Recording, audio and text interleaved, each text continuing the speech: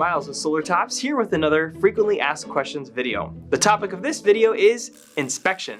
When does inspection happen? Once the installation is completed, we submit a request to the city to schedule a time to come and complete their inspection. This process typically takes between 3 to 7 days after the request is made. What happens after the inspection? Once the inspection passes, the city provides the approval documentation, which is then uploaded to the utility company for them to come out and switch the meter to a bi-directional meter that can account for energy that is sent back to the grid. Once this meter is switched, the utility company will shortly thereafter provide a PTO, or permission to operate, that will allow us to turn the system on. How long after inspection does it take for my system to turn on?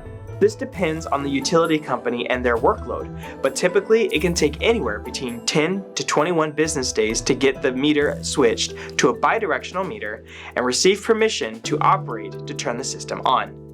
In most instances, we can walk the homeowner through how to turn on the system, but if they prefer we be there in person, we're happy to do so as well. How do I know that my system is working properly? With each of our solar installations, Solar Tops sets you up with the state-of-the-art monitoring system.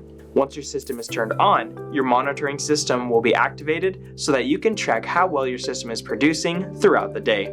With our Enphase systems, you get panel-level monitoring, which can show you how each panel is performing today and historically since the system was first turned on. This activation timeframe may take a few days as data is being gathered and sent back from the monitoring company's servers, but once functional, you can set up alerts and messages to know how the system is performing and if anything out of the ordinary happens. That's another edition of Solar FAQs. Thanks for watching. If you'd like to learn more, visit our website, call, text, or email us, and be sure to like and subscribe for more answers to your frequently asked questions.